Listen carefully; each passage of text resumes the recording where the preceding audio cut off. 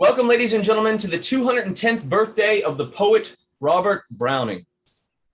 This being the 115th year of the New York Browning Society. I am your humble president, James Browning Kepple. It's always fun to introduce yourself, but in a way, I really just want to introduce the students and the participants here today to the New York Browning Society. As the oldest continuous literary society in NYC, we have seen a lot. From the Spanish influenza to the coronavirus 19, we have spanned 2 millennial pandemics, 2 great wars, and everything in between. With crazier times ahead, I'm sure we will survive that as well. The society started in the boon of Browning mania that swept over the United States in the early 1900s. Hundreds and hundreds of Browning societies sprung up from coast to coast to celebrate and study the works of Robert and Elizabeth Barrett Browning.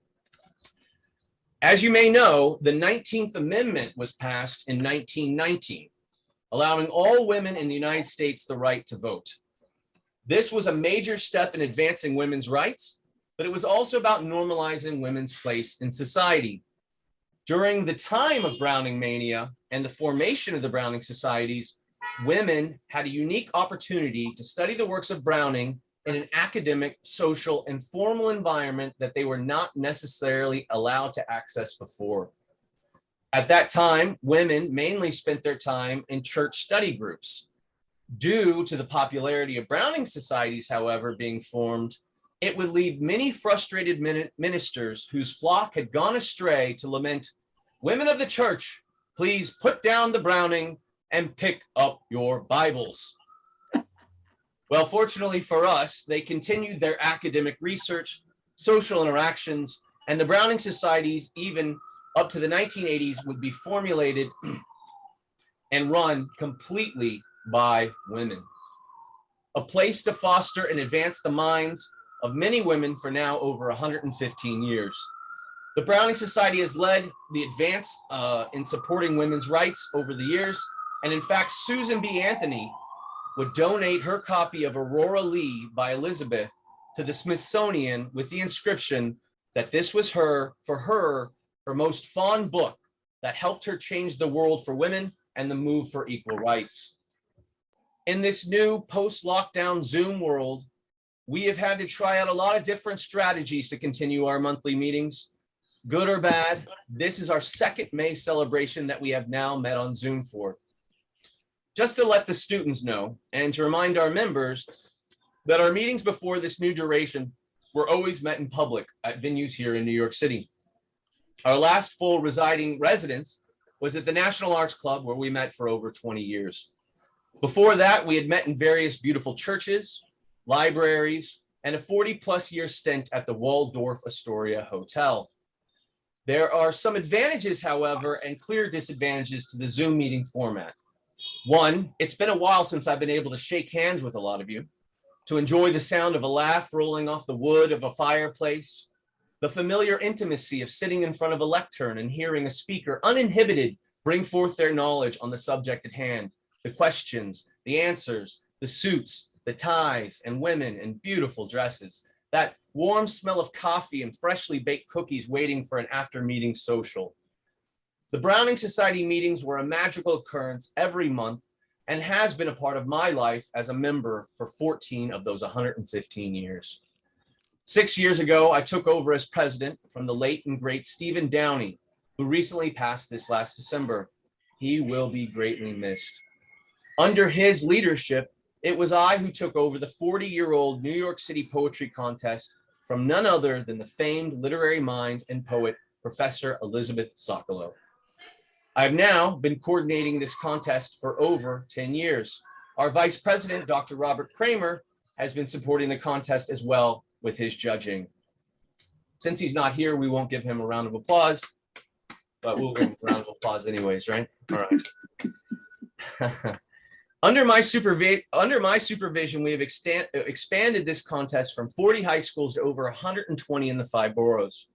I want to thank greatly all of our students who have written and submitted their works to this prestigious competition, and for their teachers that supported them along the way. I started out thinking that I wanted to do a lecture on the book Flush by Virginia Woolf, and I will. It's an excellent book, a memoir of the famed Cocker Spaniel of Elizabeth Barrett Browning. As you can tell, beautiful dog. It's one of the 4 famous literary dogs having books written in their honor. As Flush is introduced to Elizabeth, I, in turn, am introducing the society now to you. I will, in fact, do a full lecture on this fantastic book, which I recommend all the students check out during this summer. I think you can find a copy for about 7 books on Amazon or eBay. Just don't blow all your prize money at one place. So next season, I will offer the lecture on Flush by Virginia Woolf, and I hope you will all be able to attend. That being said, we will have this summer to formulate and figure out exactly the future of the Browning Society in regards to a proper meeting location. How we will navigate a cross-sectional Zoom and public sphere, quite possibly integrating the two and lining up with the help of our very talented corresponding secretary, Laura Clark, some pretty phenomenal speakers that I think you can really look forward to. So as our May celebration has typically been in the past, a luncheon, the format would be something to the effect of presidential introduction, announcements, a speaker, lunch, wine, and then the high school poetry awards. I didn't want to overload this particular meeting with a lecture, but more to just bring our society's 115th season to a close by focusing on the talent of our winning students. The one advantage of this on Zoom is that we have an opportunity to be a little bit more intimate with the thinking and readings of the students' award-winning poems. And I think that is always a fantastic treat. Plus, we need to keep this meeting down in size as the always looming AP tests try to throw wrenches into the works. And a personal note, in regards to the passing, or for a societal note, in regards to the passing of our former president, Stephen Downey, I would like to offer up a vote here for our members present to formally rename the high school poetry contest to the New York Browning Society presents the Stephen Downey NYC High School Poetry Competition. I think it would be an excellent way to continue his legacy, not only as a scholar and a great mind, but as one who really pushed to expand and make the contest what it is today.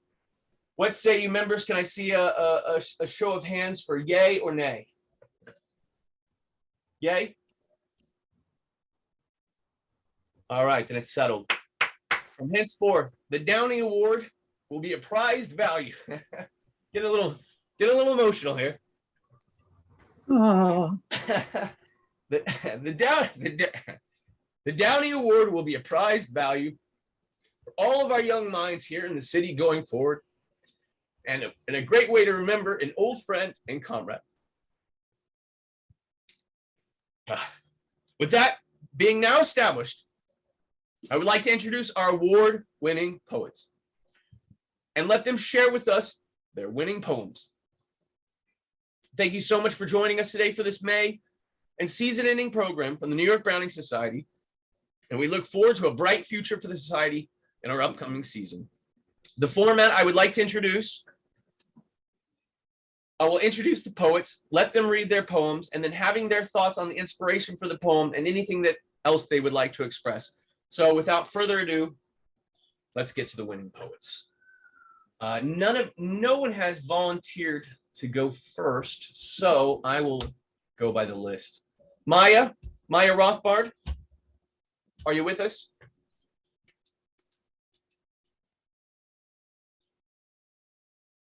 Yeah, I'm here. Okay, great. Hi. Hi, how are you? I'm good. How are you? I'm doing very well. So your award-winning poem entitled Partial was inspired by Bianca Among the Nightingales by Elizabeth Barrett Browning? Yeah, it was. Okay, great. Would you like to read it for us now? Sure. All right, so we're gonna do this correctly. Ladies and gentlemen, let's please welcome Maya Rothbard and her award-winning poem, Partial. Let's give her a round of applause. It's all you.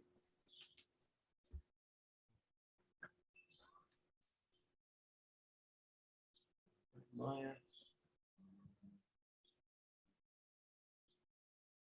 Just losing. Okay. Maya, did we lose you? Let's see.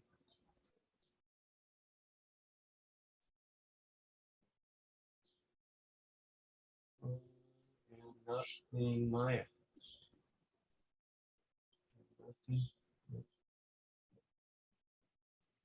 Okay, Maya, one more chance. You with us still or no? I don't know what it's doing. Are you back? Oh, Yeah, just take me off. okay. Oh, yes. Okay, I good. am. So we already gave you the round of applause. You're all good to go. Okay. Just read it. Hi, I'm Maya, and I'm from Trevor Day School. My poem is titled Partial, and it was inspired by Bianca Among the Nightingales by Elizabeth Barrett Browning. Loving you was like a seed that never grew, an aimless seed that only needed water, a place to flourish, and a growing nature. Loving you was like a singular cloud in a bright and clear sky. A catalyst it was, the singular cloud could ruin any yellow atmosphere with its gray and gloomy presence. Loving you was like a cake that wasn't fully baked, a cake that was ready to be frosted, decorated, and admired. It was never able to live up to its full potential. Raw, I soon took a bite of the cake. I could feel the neglected crumbs on the edge of my tongue. Somber, I looked up to the sky that I once thought was luminous. The golden shimmer I could feel on my eyelashes every morning vanished within a fraction of seconds. Weak, I stepped on a singular seed that was unable to grow. Trying to sprout into a beautiful plant, its growth was silence. Except for the vestige of my footprint, nothing was visible. The seed was gone, just like the love I had for you.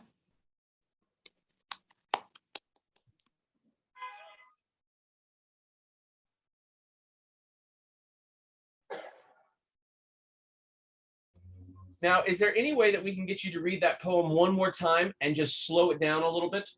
Yeah. Okay, let's try one more time. I think people really want to hear every word. Okay.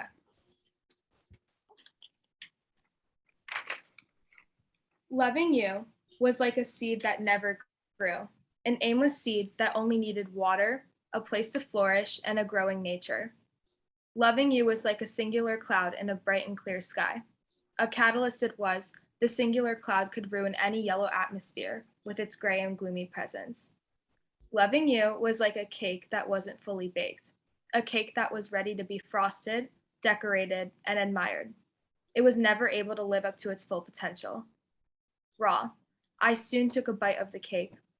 I could feel the neglected crumbs on the edge of my tongue. Somber, I looked up to the sky that I once thought was luminous. The golden shimmer I could feel on my eyelashes every morning vanished in a fraction of seconds.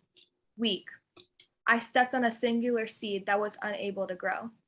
Trying to sprout into a beautiful plant, its growth was silenced. Except for the vestige of my footprint, nothing was visible. The seed was gone, just like the love I had for you. Another round of applause. Appreciate the name. Now, what inspired you about that poem by Elizabeth Barrett Browning to write your award-winning poem?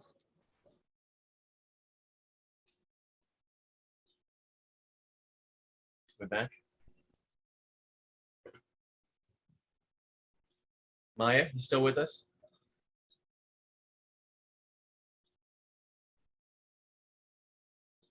All right, we'll come back to Maya. So the next person on the list is Genevieve Burke from the St. Joseph Hill Academy in Staten Island. However, I think maybe this is Pam. I think maybe this is Maya. She was not able, she had a surgery yesterday on her meniscus and was in so much pain that unfortunately she had to cancel last minute for the meeting. So we'll read her poem at the end. So let's go up for our next reader. Devin, are you ready to read? Yeah. So this is Devin Berkowitz from the Spence School. Her poem is entitled "A Dreamer's World," inspired by the soul's expression by Elizabeth Barrett Browning. Let's give a round of applause, ladies and gentlemen.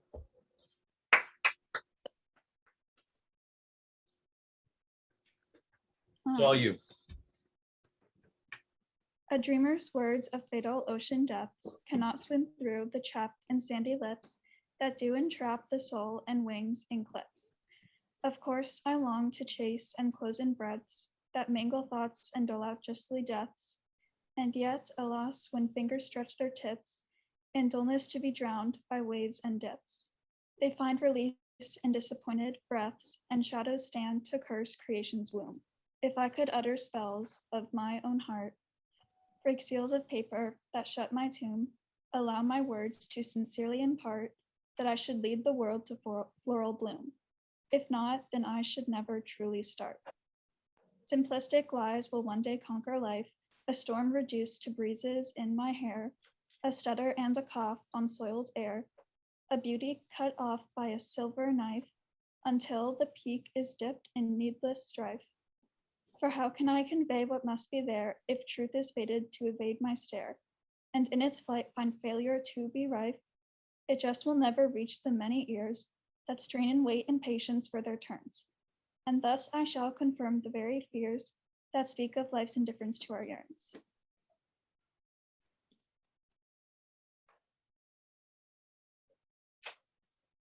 That was great, Devin. Now, is there any possibility that you could be louder and slower and read it one more time? I think a lot of people were having a hard time hearing every single word. Okay. Okay, so louder and slower, and let's give it a warm round of applause once more for Devin Berkowitz, ladies and gentlemen.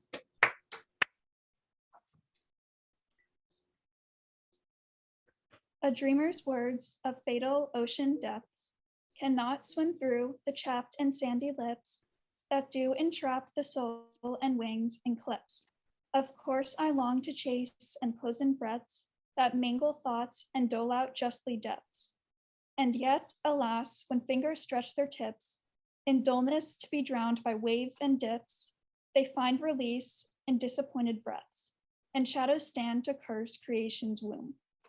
If I could utter spells of my own heart, break seals of paper that shut my tomb, allow my words to sincerely impart, then I should lead the world to floral bloom. If not, then I should never truly start. Simplistic lies will one day conquer life, a storm reduced to breezes in my hair, a stutter and a cough on soiled air, a beauty cut off by a silver knife until the peak is dipped in needless strife. For how can I convey what must be there if truth is fated to evade my stare, and in its flight and failure to be rife, it just will never reach the many ears that strain and wait in patience for their turns. And thus I shall confirm the very fears that speak of life's indifference to our yearns.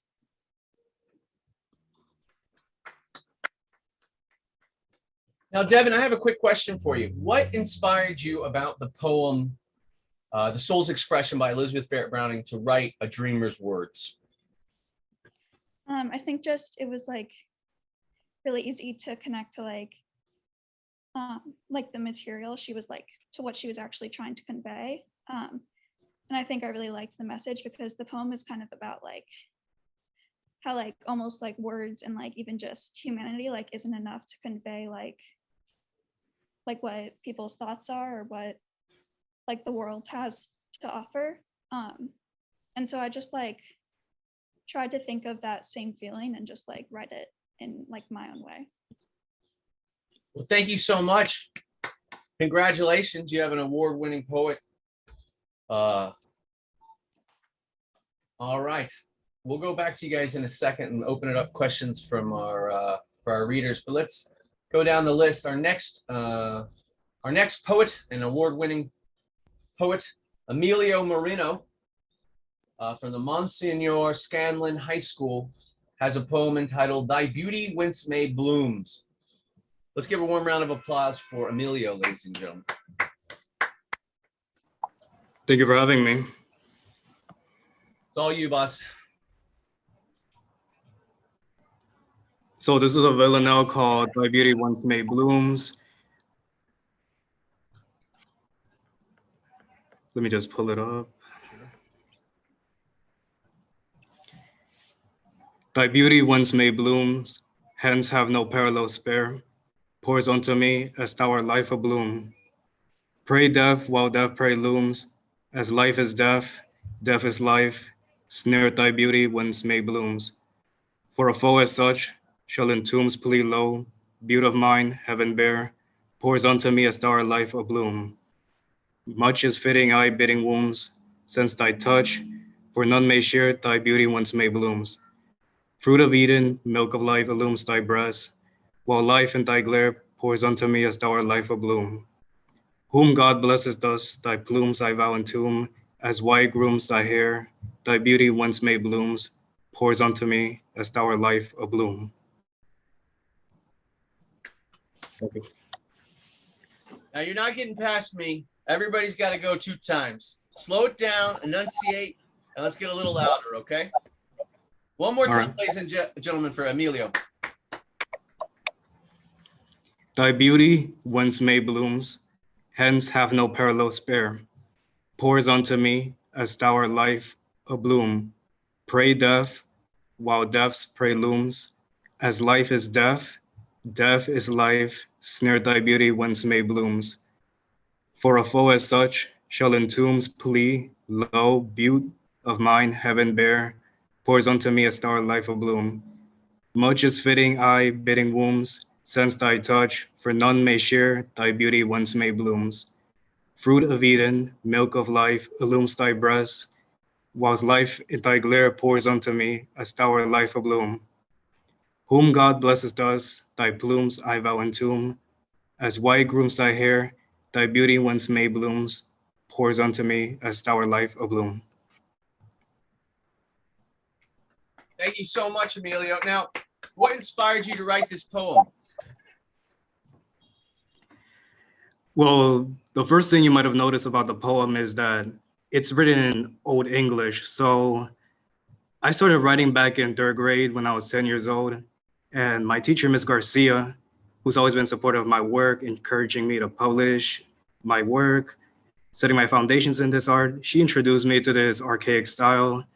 And she always said that it has the greatest beauty out of any style because it really envelops the whole show not tell concept.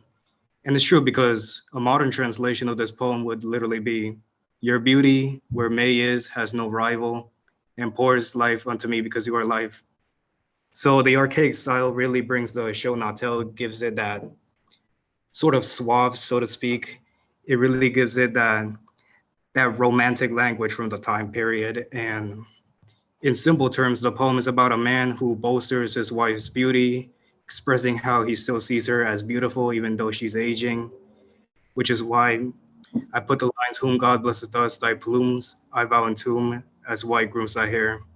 So this villanelle in particular is actually a revision of another poem that I wrote called Thy Gleam I Dream Upon, which is similar but a little shorter. It goes along the lines of, thy gleam I dream upon, hence in morrow's past. Yeah, that was a long time ago. Thy gleam I dream upon, hence in morrow's past, red now its subtle dawn, to the date thou art gone, whence its sorrows cast, thy gleam I dream upon. So this is actually a revision of that work, but a little more extended. I gave it a little more. Well, this is 2 years later, so I actually had to refine my work and put, much is fitting I bidding womb since thy touch, for none may share thy beauty once may bloom. So I chose that as the refrain to compare the spring to a woman, and thus give it that sort of beauty, that sort of suave to the old romantic period, to give it respect to its villanelle. Well, we appreciate it. And just out of curiosity, Emilio, you had sent me in an email something to the effect of you were just very happy to be able to share your poetic insights, defending literature in time of technological advancement. Would you like to expand on that a little bit? Right. So we live in a world where there's a lot of technology, and there's not that really a lot of readers left in this world. So I really appreciate what you're doing, that you're keeping literature alive, defending, you know, the old style of writing, the modern style of writing, and just merging them together, giving it a home. Because if you think about it, there's not that many readers left. In fact, we kind of transitioned into more ebooks now. It's not really handwritten. Even in music, there's not really that much instruments anymore. Everything's more electric. So I really appreciate what you're doing, defending literature and keeping the style alive. Well, thank you so much, Emilio. Congratulations, 2022 award-winning poet. All right, so next up we have Emma Jose. Are you ready? Hello. First, we'd like to apologize since we kept dropping out of the meeting. We're on our teacher's computer and it keeps dropping out the Wi-Fi. So I was wondering what was going on with your cabal over there. So Emma Jose, you are also a student at Trevor Day School, I am. and you wrote a poem entitled "The Blue Eyes," inspired by Sonnet 43 by EBB. Let's give a warm round of applause for Emma Jose, everyone. Why do thy eyes look so blue? The eyes that appreciate both life and the beauty that coincides. The eyes that celebrate are the same to self-deprecate all the wonders the body provides. The evil eyes work to skew the scale in others' favor, rather than helping to savor that of a loving memory. The eyes would sooner remember that of a hand that folds, rather than their own that holds up the weight of the world. Why do thy eyes look so willing to undo, while laced with black and many shades of blue? Why would you have to worry when many turned a blind eye to what is on the inside of a creative yet degrading mind?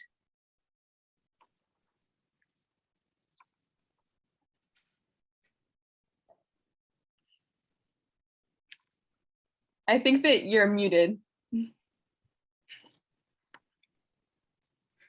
I wonder if you can hear me without the mute. All right, so we're gonna do the same thing I'm doing for everybody.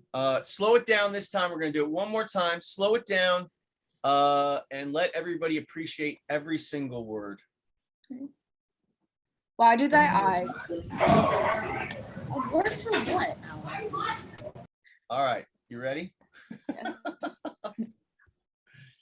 Why do thy eyes look so blue? The eyes that appreciate both life and the beauty that coincides. The eyes that celebrate are the same to self-deprecate all the wonders the body provides. The evil eyes work to skew the scale in others' favor, rather than helping to savor that of a loving memory. The eyes would sooner remember that of a hand that folds, rather than their own that holds up the weight of the world. Why do thy eyes look so willing to undo, while laced with black and many shades of blue? Why would you have to worry when many turn a blind eye to what is on the inside of the creative yet degrading mind? All right, that is excellent. Thank you so much. Now, you said that your inspiration for this poem was the famous Sonnet 43 by Elizabeth Barrett Browning, the How Do I Love Thee?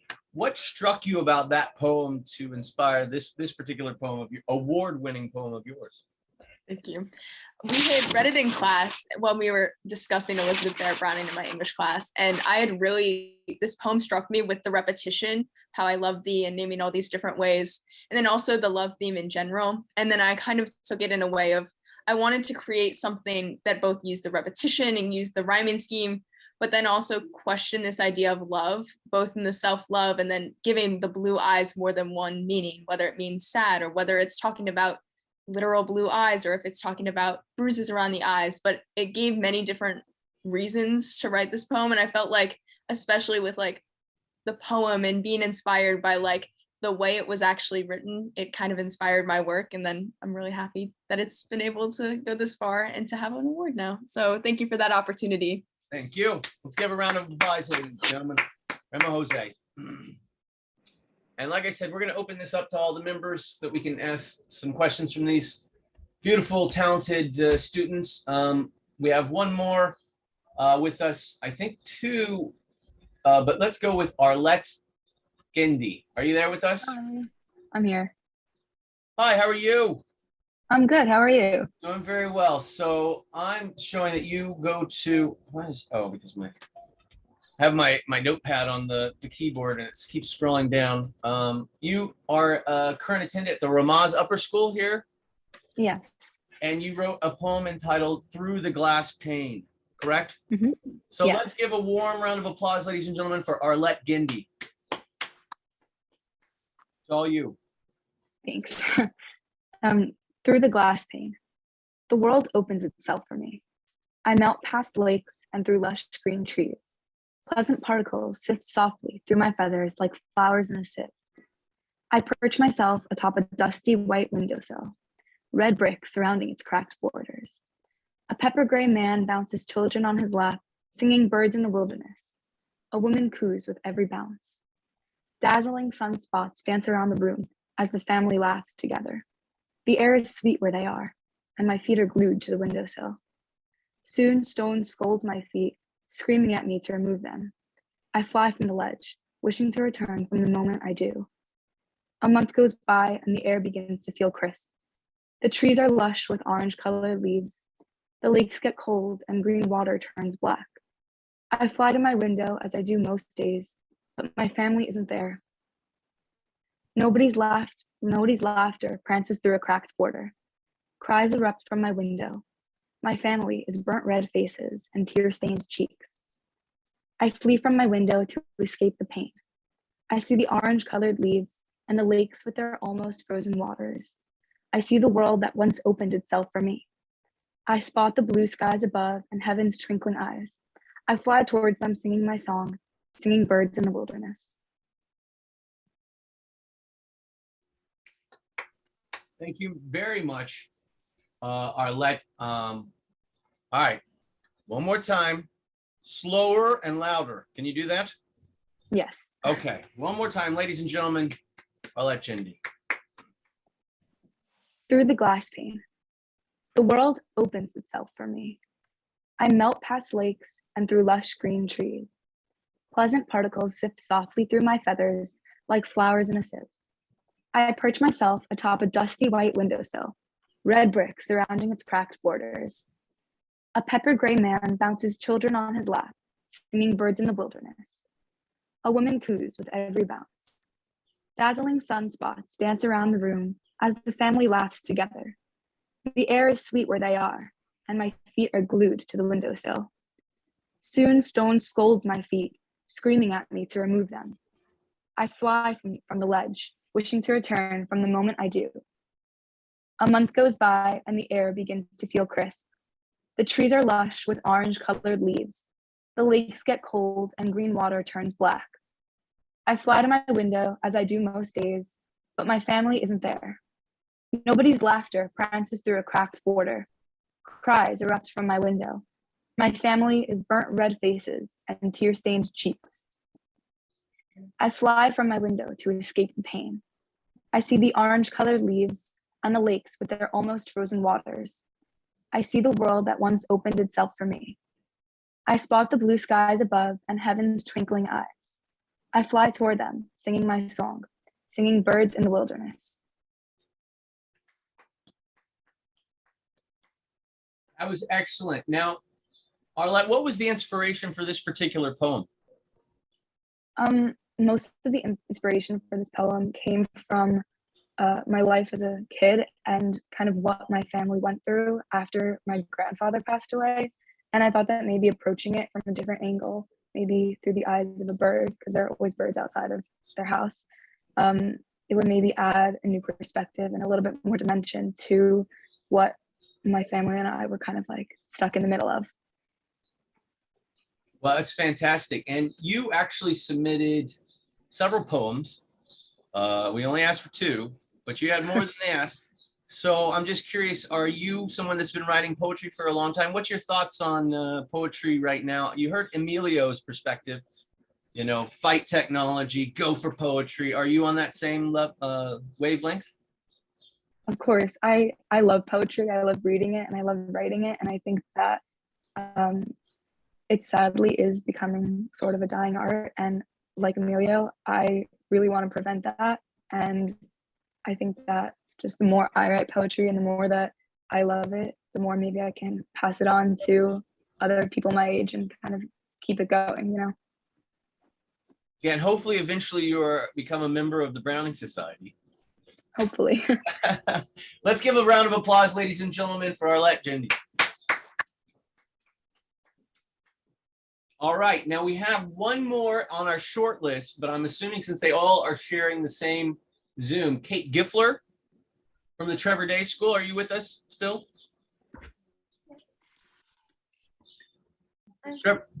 Trevor Day School, Yeah, I'm here.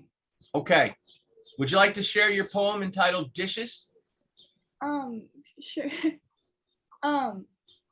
So my poem was inspired by The Ladies Yes by Elizabeth Barrett Brown. Can you speak up just a little bit? Yeah. Every evening after dinner is done, with our stomachs full and the plates piled up, my mother asked me if I could help her wash the dishes. In the living room, I watch as my brothers are settling in, ready to watch the 8 o'clock sitcom airing on Channel 7. No, I say. It's not fair, I say. Why is it always just me and never them? My mother sighs. I don't want to cause a fight, she says. It's not worth it, she says. It's just some dishes, she says. But it's not just the dishes. It's the laundry, the cooking, the sweeping, the cleaning, everything all piled up in the sack of responsibility reaching up to the ceiling. It's not fair. I march off into the family room, standing right in front of the TV, and shout, who's going to wash the dishes with me? Every night it's only me helping mom out. It's not fair. My brothers do not get up. They do not say a word. The TV blares in the background as they crane their necks to see the rest of the show, but I stand firm. Only the second eldest even bothers to look away from the screen. He looks at me, he looks at our mother, and he looks at our brothers. She's right, he says, as he joins us at the sink. Oh. I look to my mother with a valiant expression, but I am met with pursed lips and a disappointed look. Why did you have to make a fuss? I would have rather done the dishes myself and you have gone to watch the television with your brothers than cause a problem like this. My fiery victory is extinguished by a wave of guilt. That moment was the first time I really noticed just how exhausted my mother was.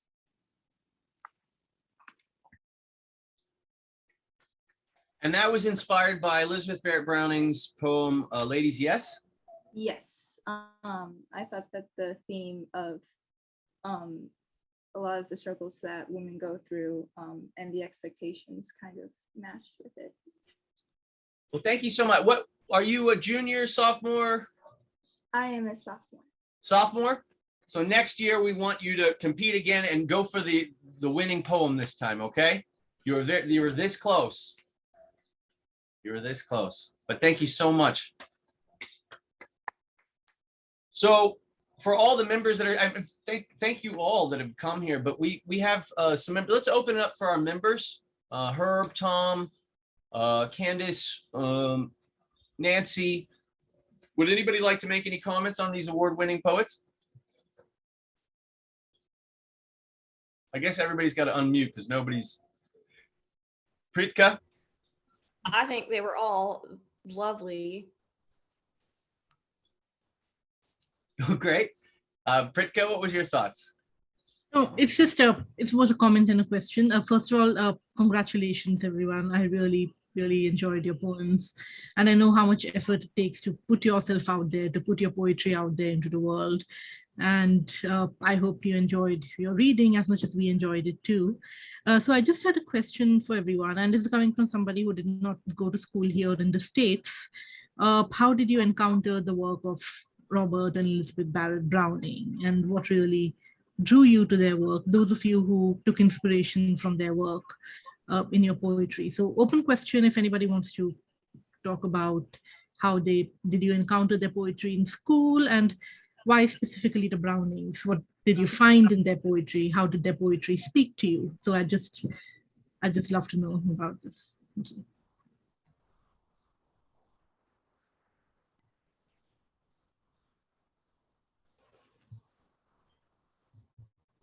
All right, so I guess you guys can join in, but we'll talk about this. At our school, our English class, we have drop everything and write poetry once a month. And during the month of April, since it was National Poetry Month, we had learned about Elizabeth Barrett Browning and Robert Browning as well, but mainly Elizabeth Barrett Browning. And I think all of us really took inspiration in her work. And then also with the ability to write for this contest was such an honor. And we were really able to learn about their work and be able to take it in our own direction as well. Yeah, I agree with everything that Emma has said. We watched like a video, as she said, like learning about them. So we watched a video and kind of like looked at these websites with their most popular poems. And then once we saw the opportunity to enter this contest, we kind of took that like more initiative for it. And we wrote our own poetry, either inspired or not. And I feel like seeing these works really helped us like improve kind of with our poetry, because we had inspiration for it. And we could say like which poem we were inspired by. So yeah. Emma and Maya, thank you. Emilio, any thoughts? Doggy Well, the for- man. Well, for me, the Sonnet 43 really stood out to me by Elizabeth Barring because like Arlette said, there's a lot of repetition in it, and it really stuck out to me because what I write is mostly villanelles, and villanelles, you really have to repeat lines 1 to 3 every consecutive refrain. So the repetition really stood out to me, and it really gave me the inspiration for the original work, which was, like I said, Thy Glee, My Dream Upon, and it really extended back into my recent work, which I submitted, Thy Beauty Once May Bloom. So that repetition really helped me create my villanelles, the villanelles I created before this competition, the villanelles I'm creating right now, and the villanelles I'm definitely going to create later. Great. Villanelles are hard. I have to say, they scare me. Like, I mean, just passing on. Because used to, yeah, you have to get used to it. You'd probably know Elizabeth Bishop's villanelle, Dying Art, the Art. Wait, let me just look it up. Did I forget what it's called? Elizabeth Bishop, Dying Art or something? One Art, The Art of Losing Isn't Hard to Master. Do you know the villanelle? Or? No, I don't know that one. I know the ones from John Doe. Right. The House on the Hill, the classical ones. There's not a lot of villanelles, so those are the only famous ones that I know, but I'll definitely look into that. It's called One Art, Elizabeth Bishop, and it begins with the art of losing isn't hard to master. I think you like it. All right, I'll look into it. Thank you. Yeah, once you open up that whole world of villanelles, they just start coming at you. You know, I have to say I'm a little remiss. I mentioned that Genevieve Burke was a winner. I'd like to read her poem, if that's okay. All right. Her poem, her award-winning poem was entitled Lily of the Valley, inspired by Change Upon Change by Elizabeth Barrett Browning. Splattered white, the paint will run. When we come through this garden of placed, picked, perfect, lily of the valley for my birthday. Each shred of green, a common height, ankle deep to mid-thigh, back to your neck, back of your neck, lay on my waist. I've stopped my breathing so you could rest. I'm well aware Lily of the Valley wants me here. Along the lights, dust we see. Who are you to have hold of me? If you're a waste, believe I am, placed, picked, perfect. I know you deserve this. How have I earned you? Lay on the ground, insecure at eye level, lay on the grass, the curtain of trouble. Lily of the valley for when I go, down the gated overpass, a flowered memorial. She's wearing white from our wedding mass. She's blessed the air with lemongrass. Lay your head sideways, palm of your hand, no chance at falling. That's sort of the plan. My body is from long ago. My eyes are covered with my broken nose, placed, picked, perfect. My posture slows, wet and broken in. If I'm not alive, I can follow you. Angels let you in. I see the calm in your face. You've grown lovely all over this place. And that was Genevieve Burke from the St. Joseph Hill Academy, ladies and gentlemen. Make sure that we got her represented. All right, Herb, did you have some questions? Yes, I do. Okay. This is for Emilio. I've been working in technology for 60 years, actually. Yeah, I started very young when I was about 20. one of the things I did was to create a computer center for the blind. And so that was a very positive use of technology. I agree with you that a lot of things that technology is doing today is taking readers away from the experience of being readers, but I want to paint a broader picture in the future. There is a field called longevity research and treatment, which looks to extend life by protecting the centers that protect us, that are within us, that when they get injured, that we repair them so they can continue to defend against disease. So, so that's where the field has been heading for the last 20 years, and it's at a point where it's beginning to make its knowledge translated into things that help us. In 10 to 20 years, we will see that in society, people living 20 years longer normally than they do now. So you'll have people 110, 120, 130 even.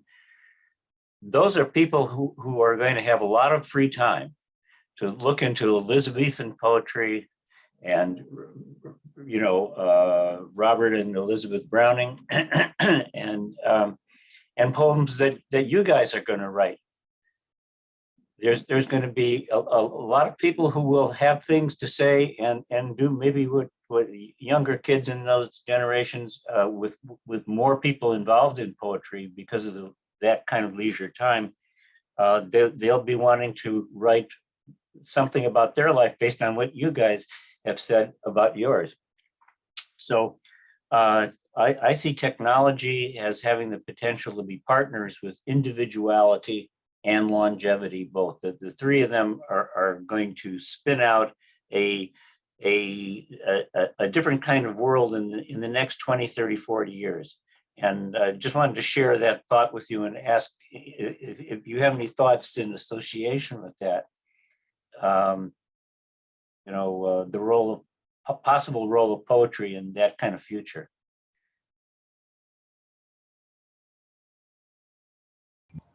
I can touch on it a little bit quickly. Okay, go ahead, and then Emilio. It's an open question to all of you. I thought what you said was really interesting, especially since technology now is constantly evolving, constantly changing, and it's also very accessible. I think, well, I personally love reading like physical books and physical poetry. I think that like electronically, it's a great way to introduce people to maybe people who wouldn't necessarily pick up a book so often, to maybe, like Emilio was saying, reading ebooks, even though it's not the same as a physical copy. You're still reading, and you're still kind of increasing the accessibility and allowing people to discover like new loves for poetry and reading through technology. Yeah, thank you, Arlette. I appreciate that. Emilio, did you have some thoughts? Right, so I agree with Arlette that it's accessible, and I'm all the way in that touching a physical book is way preferable than an ebook, because you have to be glued in front of a screen reading a lot of words.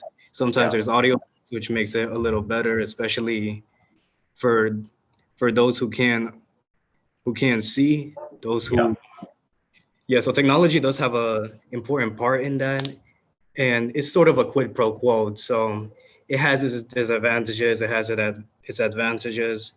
You have to sort of see it from both sides. It's definitely going to be good in a particular way, bad in other ways, but you can't stop technology. It's always going to move forward. You just have to sort of adapt to it. No, that's good. It's thank you. I appreciate it. I wish you a lot of luck. And well, Herb, Herb, I think you have a couple other. Emma, did you have a thought as well? Oh, I just I think it's really interesting, like seeing the different ways that like the internet and all of these kind of things intersect with poetry and writing as a whole. And I think that like it can be seen through a lot of different lenses, whether it's positive, whether it's negative. And I'm excited to see the future, how it ties in. But at the same time, I'm fingers crossed, I hope that we can continue things like these, like poetry contests and getting people involved in that kind of thing. And I think I've noticed this in a lot of different areas of like club involvements and involvements in this kind of thing that has kind of died out with this like post-COVID burnout. But I really hope that especially with poetry and all these kinds of things, it continues for a long time and that we're able to express through this format and that a lot of other people find joy in it as well. It's a beautiful format, and people who like it are infectious for other people who like it. I mean, because you get ideas and you hear things done in a different way. I've just found I'm a member of 2 or 3 organizations that are composed mainly of people who've retired. So they're in their 60s, 70s, 80s, and 90s. And they all of these organizations took to Zoom to continue their meetings. And an interesting, unexpected thing happened. These groups acquired new members from far off. In other words, people outside of the cities they lived in, because on Zoom you could come in from other places. And so there were people coming from the West Coast of the United States, people coming from England and France, and even in a church I belong to, a Unitarian church, we have a member from Africa who lives there and is a permanent member of our congregation, and goes to services, to coffee hour, to special projects and things. And it's fascinating for him and for me. I'm his mentor, and as him being a new member, and I think that many other people have found a regeneration of their organizations through having people that are fresh to them and also more numerous. I mean, new sources of finding members. So in different parts of society, different things are happening. And I think things will become more intergenerational in the future too, which I think would be helpful. So that we enjoy and learn from each other's experiences. I'd like to say something. What did you say? Yes. We're on the topic of, the future of poetry and these dying arts. Even as things are more accessible through the technology and it might be bringing more people in, I just wanted to say that I think it is refreshing to see someone who is kind of embracing that more classical, archaic style, because I don't think that's going to be quite as prominent moving forward, but you're doing it, so maybe there's hope, Emilio. Sure. I want to thank all the students for participating. My interjection is simply this, and this is because I've been around. I may not look as old as I am, but originally, and this is just my input, when the internet was just a black screen and Unix, there was only IRC chat, there was FTP, and there was Telnet.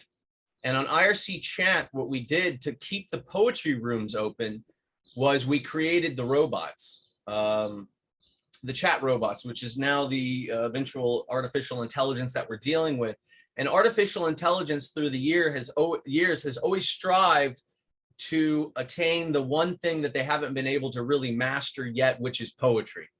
So as humans, we have an opportunity to interact with the future directly by continuing this art as the original program language. And I really honestly think, and I believe from the optimism I see from the kids, that poetry is coming back in a big way. And that's just my interjection. And the Browning Society will be here for you for another 115 years. And we can't wait for you to join us formally. All right, anyone else have any questions for the students? I would like to have a question. Let's see. I think we've dropped a couple, but for the students that are still here, Devin, just out of curiosity, what's your fascination with poetry? I don't know. I mean, like, how did it originate? How did it originate within you to write it? Well, I've always been a writer. And like when I was little, I always wrote stories and like little books, but when I was in like first grade, we did like a poetry unit. Sorry, the like lights in the classroom are turning off, but we did like a poetry unit and I just like fell in love with it. And I still have like the book from first grade, my book of poems, and I look back on them sometimes and it's nice to see like how I've grown. I love poetry because I feel like it's a really artistic way of writing, and I think it like combines like music and writing, because like so much of poetry is like the way it sounds out loud and like the words themselves. But yeah. Well, thank you so much for your thoughts. And Arlette, did you have any other thoughts in regards to poetry and what got you into it? Well, yeah, similar to Devin, I think there is kind of a musicality in poetry that makes it appealing, especially to me. And other than that, I think I really got into poetry just by being able to express myself through my words and being able to kind of play around with the sounds of words and, you know, the repetition and everything like that. That kind of makes it more of like an artistic expression than just, you know, speaking to a friend and expressing myself that way. And Emilio, any other thoughts? For me, like I said earlier, in third grade, my ELA teacher gave us an end of the year project, and the best part of it is we didn't even have to do anything. We just had to basically gather all the poetry that we did throughout the year and just like put it in a folder. It was simple, but it really had a lot of meaning because I just scrolled through page and page and page, and I said, I'm good at this.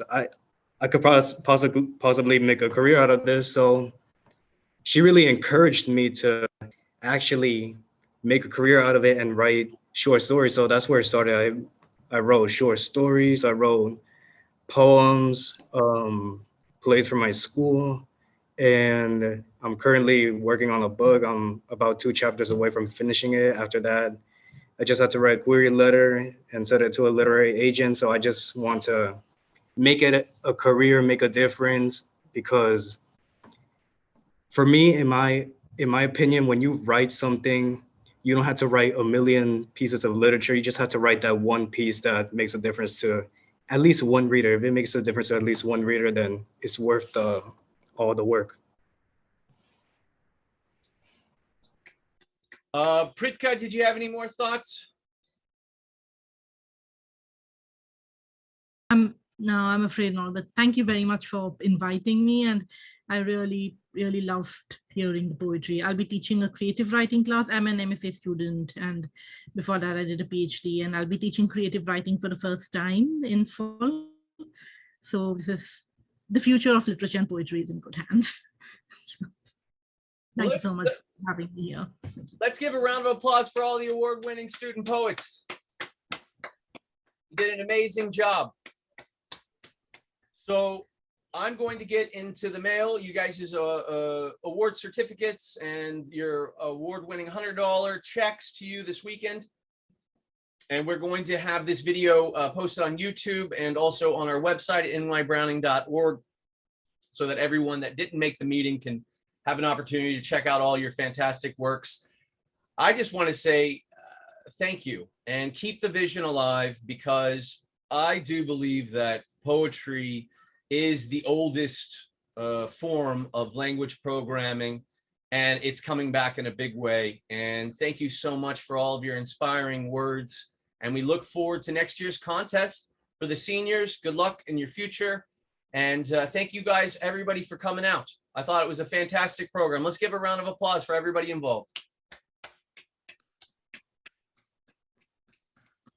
So thank you very much, guys. I know you have crazy classes and AP tests and such like that. So we're going to call it a day, but thank you so much for joining us. This is the final meeting of the 2022 season of the Browning Society. We'll be kicking back in October with a fantastic new lineup, and we hope, and a new contest for all of you students. And we hope you guys will join us for that. Thank you so much for participating and being here. I just wanted to say, wow, that was excellent. Any other thoughts? Herb? Nancy, I see you now, Nancy. Let's see here. Nancy, what did you think? Just the chef's kiss? I love that. Muted. I'll unmute her. But I think she was just happy to. Nancy? Unmute. Can you hear me? Yes. Yes. Yes. I'm thrilled that you renamed the contest the Downey Award. I love that. This was exceptional. The young people were exceptional today. And your introduction was lovely. And you're doing such a fantastic job of carrying on Steve's work. Congratulations to you. Just wonderful, James. Wonderful day. Yeah. Now you're going to get the tears out again, but thank you. Yeah. Thanks, darling. And Herb, what was your final thoughts? Yeah, I just realized I did an experiment with something involving poetry 20 years ago that turned into being a music host on a radio program in Estonia in Europe. And it's I just want to leave this thought. There's a form called Music Mix where you take one song after another and you put them down on it used to be a tape and then a CD, and you can. And I turned that into an art form where I felt that I was creating a poem, because every track of music was acting like a word acts in a poem that has some kind of relationship potentially with every other word in the poem, so that images connect with each other and rhythms connect in some way, either contrasting or supporting. But I found that was an expressive medium for myself. I'd never had something that I could perform or compose like music, and I didn't do that much writing at that time. But this I could do. I had the instinct to take different tracks of music from different genres of music and make them act like a poem, even though they were musical sound. And it worked. And we had audiences for this, was a host once a month for 2 or 3 years. And it's a wonderful expressive medium, so that the idea of poetry goes beyond even words. It's the method and the way that your mind can connect things in new ways, expressive ways that get the effect of repetition or similarity. There's a lot of ways of using the poetic impulse in what you do. So I just wanted to leave you with that.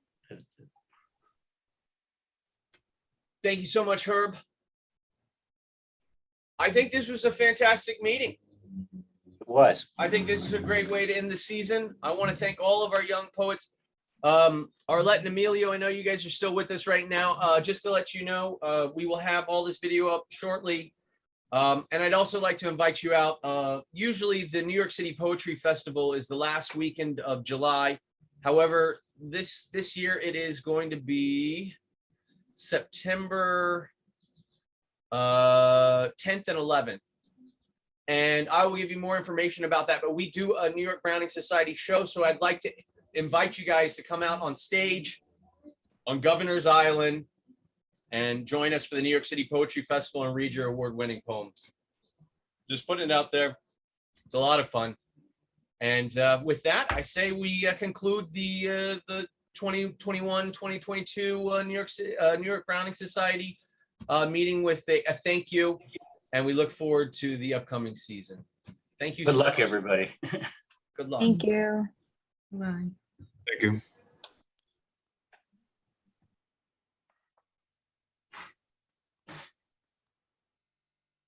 So what did you think, Herb? That went pretty good. It was, yeah. C, did you enjoy it? I see you're still here. You're muted right now. Yes, I enjoyed it a lot. That was very nice. Great conclusion. It was a quite varied, as it always is, varied group of personalities. I mean, you guys. And that always makes it for a nice experience. And so the poems are different too. I mean, very different in sound and approach. I haven't spoken to like a young person in what feels like forever. So it was refreshing. Yeah, that's Yeah, it really, that's really been my joy, is being a part of the poetry contest, because every year we just get such fantastic young voices.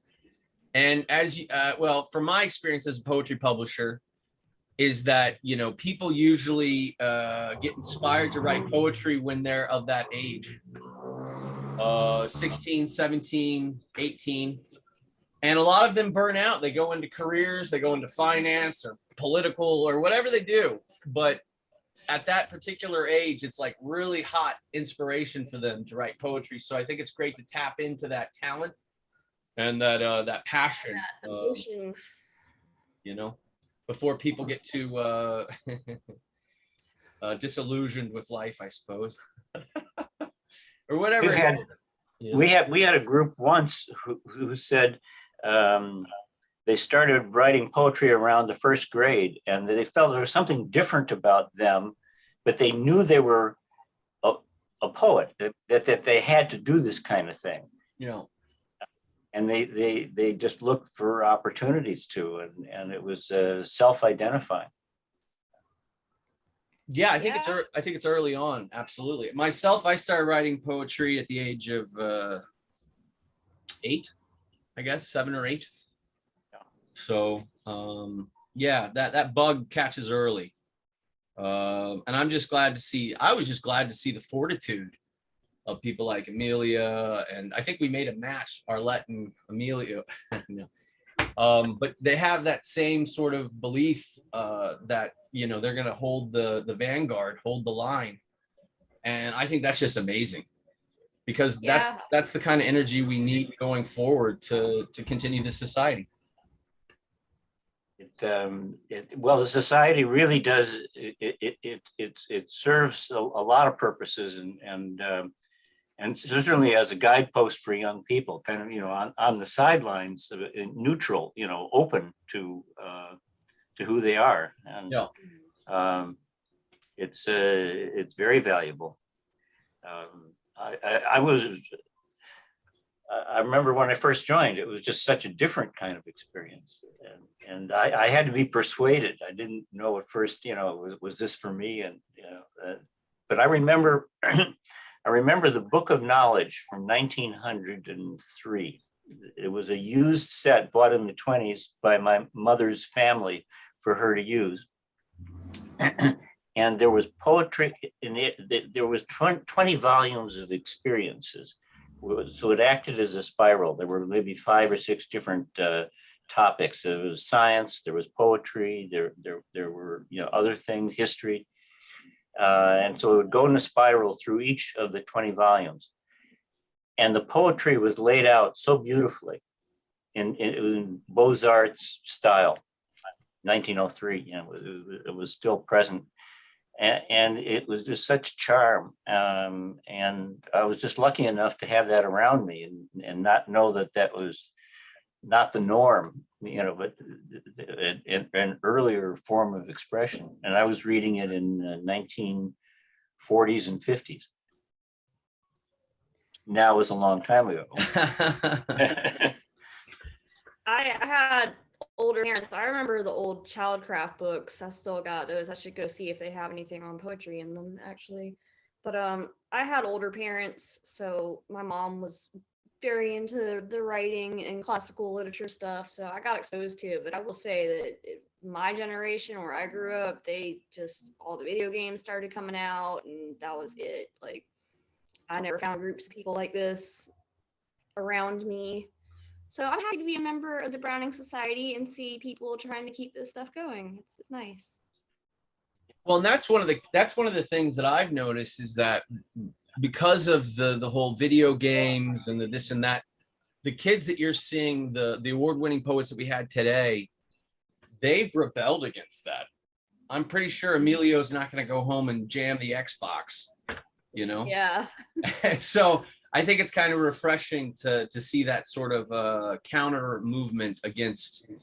I know that Herb made a good point towards, you know, technology expanding life and recreational time, bringing forth, you know, more opportunities to explore and study poetry.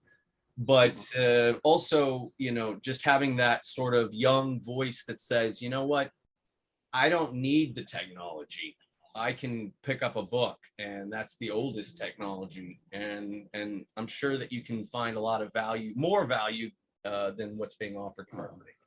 Yeah, it's a, well, with a Zoom kind of thing, you can you could have a friend in France and share a copy, an image of the Book of Knowledge from 1903, and a particular poem that was meaningful to you, that was written, you know, at that time, and share the experience transparently. I mean, easily, and then discuss it, and so it's not that everybody has to do it, but if there is room for groups who want to do that, to form, to find each other across borders, political borders and borders of professional field and stuff like that.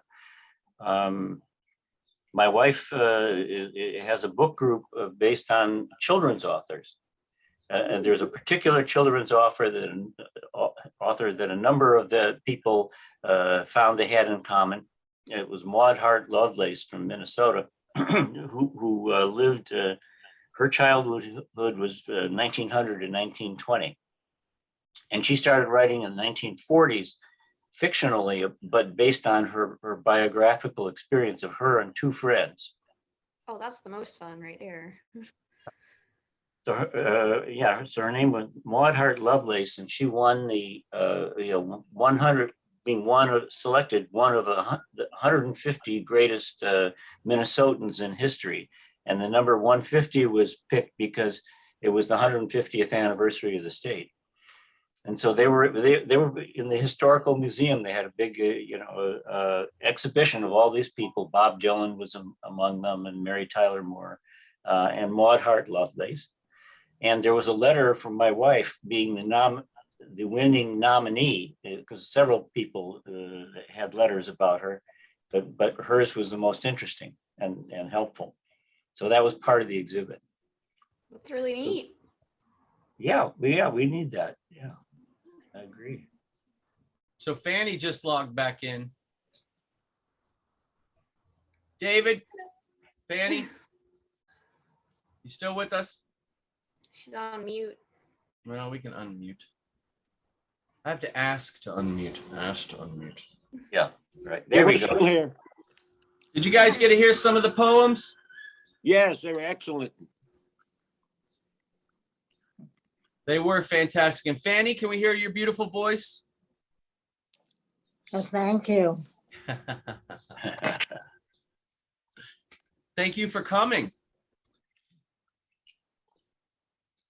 How are you? Everything okay? As okay as will be.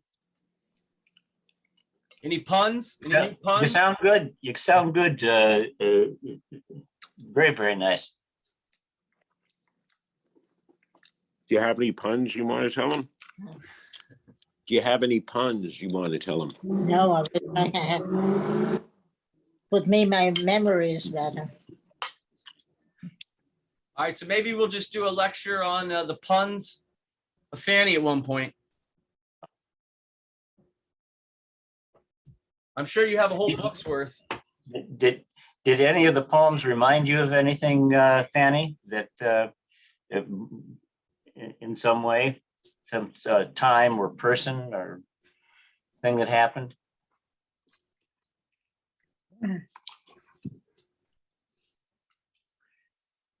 I guess not. But we want to thank you for coming. Yeah. You guys eat lunch? I'm about to. Well, I guess we should call it a meeting. I thought that went really fantastic. James, you did a wonderful job. It was a beautiful way to end the season and to make recollections back to other things we've done in May, in previous seasons. And this is up there with the greatest of them. This was inspiring. Thank you so much. You're gonna make me cry again. Stephen would be very happy to see us doing this kind of thing. Well, it did, and I loved when Nancy was like, it does really have a good ring to it, the Downey Awards. So I belong to another society, one in science, and we lost our president in January. And so in fact, so I moved up a step, and I'm vice president now. So I suggested that every year we have a talk on his favorite kind of talk that he would give himself, which was on the history of science. How certain things came to be made, and sometimes it's crossed with art. How Grecian urns were painted. What kind of paint base they would use that had things in it to add to the beauty. So we call that the Joel Kerman History of Science lecture. I love the JK correlation between the John Keats and the Ode to a Grecian Urn. Oh, yeah, that's right. That's right. Maybe one day there'll be a Kepple poetry competition out there too. Who knows? Well, you never can predict, and things people just suddenly get in their heads. Why do we do this? Yeah. I hear you. Well, it's good seeing you. You look healthy. Feel that way. I do. Yeah. Well, I wish you a great summer, and like I said, me and Laura are really. She's teaching right now, or she would have been here. So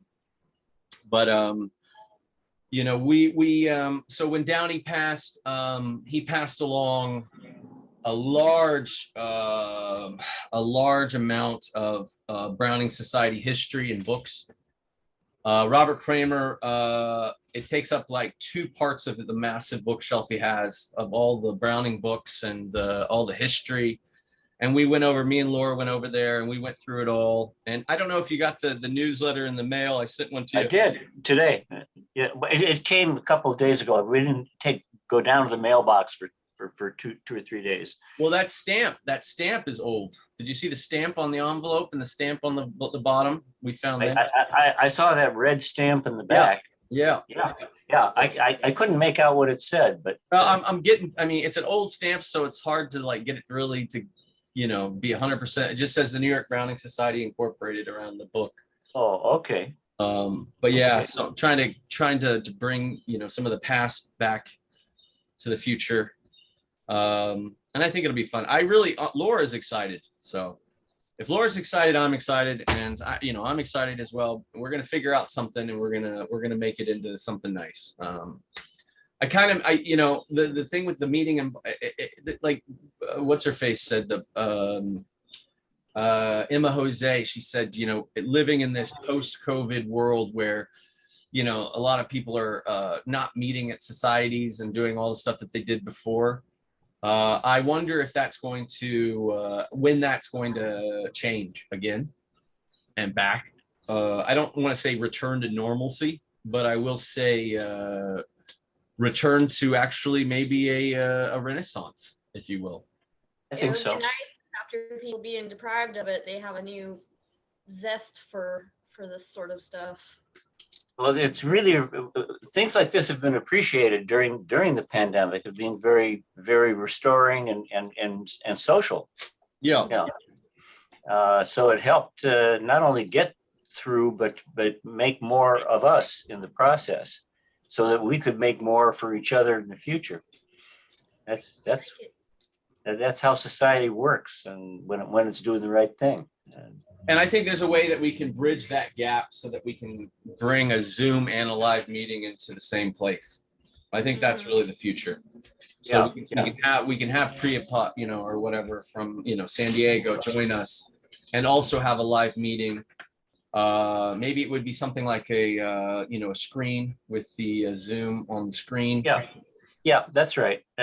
There are a couple of choices, and we can experiment with them and see what works best for us. But definitely go in that direction. I think it's a nice feeling when you're doing something and you have people from backgrounds that are new to you and locations. Yeah. Because they can tell you what's going on in that location and how people are thinking. Man on the ground. Yeah. Yeah. Yeah. And then you begin to feel like you're there too. And you walk away bigger. I mean, more ready for different things and new people. And say, oh, you're from there too. I know about such and such a park. I've heard about, like Seattle has a wonderful set of parks that are islands in the river. I didn't know that. Yeah. But one of our people from our science group retired to Seattle and wanted to stay in touch with the New York Academy of Sciences in New York. It's a global organization, but it's based in New York. Yeah. And so he came in, and so did others. And, one was in Florida, another, two of them were in California. In fact, the guy in California said, "I'll be willing to be a pinch hitter for you." Yes. That if you, because we would normally have a small talk followed by a long talk. At each of our monthly meetings.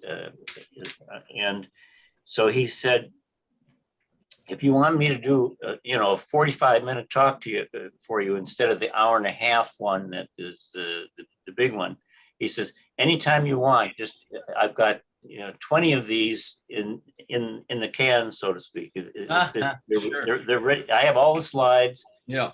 I've given the lectures. I know them very well. It's very easy at a moment's notice to give the lecture. So he's done that 2 or 3 times now, and he's coming in from California. Sure. Oh, that's a long flight. Are you a teacher? See, what's your first name? I'm sorry. You knew it last time. Candace. I haven't figured out how to change it since I. Candace, yeah. Sure. No, yeah. I think you go to participant and then there's a place, the thing that lets you type the name.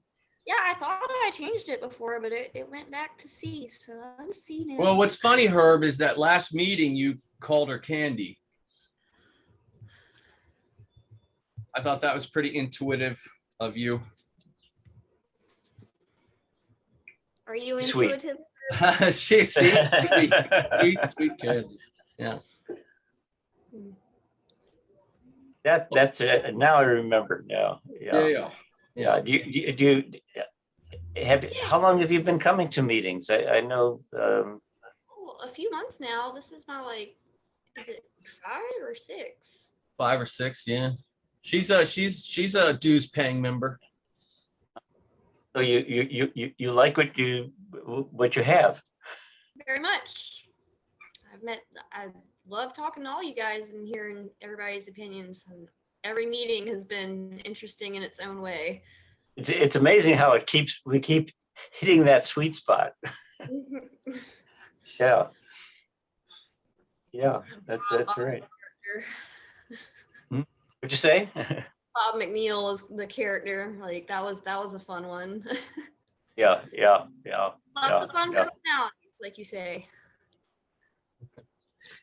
Well, I think we're going to do better next season. And I can't wait to do a lecture. I didn't get to do a lecture this season because there was other people available, and it's been kind of a rough couple months for myself. But next season, I look forward to. If you have an opportunity, have you read Flush by Virginia Woolf yet, Herb? No, I'm looking forward to the lecture. It's like 100. Yeah, well, it's a 156-page book. Oh. It's brilliant. It's excellent. Big type. It's a really fast, fun, good read. Maybe it's a good summer read. Yeah, it's a total summer read. Yeah. And then I'll come and extrapolate. I just like the idea that 4 literary dogs have had books written for them. And so does Lassie count? But he's not historical, but based on something maybe. No, he does not count. Okay. He'll form his own society. Yeah. Where he counts. Lassie, what's going on? Is there somebody at the well? Is there all Lassie? What's going on? Speaking of historical dogs, isn't the It's Baldwin literary, statue literary. here? It's literary minds that have had famous dogs had books written. I don't even know if it's just literary minds. I don't even know the other three. I'd have to look that up for the lecture. Yeah, that's be interesting to know. When I hear the word flush, I think of the word fala. Well, it was FALA was Franklin D. Roosevelt's dog. Okay. And he was a Scotty Terrier, I think. He was a lap dog. I only would imagine with FDR. But yeah, Franklin Delano Roosevelt. Yeah, I think one of them, I know one of them's Byron's dog, I think. And then there's a couple other, I forget. But I'll have it all fledged out. I just wanted to really put the focus of this meeting on the kids. And I thought it really worked out well. So yeah, it did. It did. I enjoyed every one of them. Yeah. Well, thank you so much, Herb, for coming out. I'm gonna call it a day. Candace has been good. Thanks. But it's good Thanks seeing for your you. company. It's great seeing you. It's great hearing Fanny's voice. It's great seeing Candace. And we look forward to next season. I'll keep you guys. We're gonna have some updates and stuff. We'll keep sending stuff. So don't go anywhere, Herb. Okay, I'll be here. We need you back for the fall. It was good seeing you, brother. Have a great night. Okay, take care. Fanny, take care, Fanny. Bye, everyone. Bye. And let's just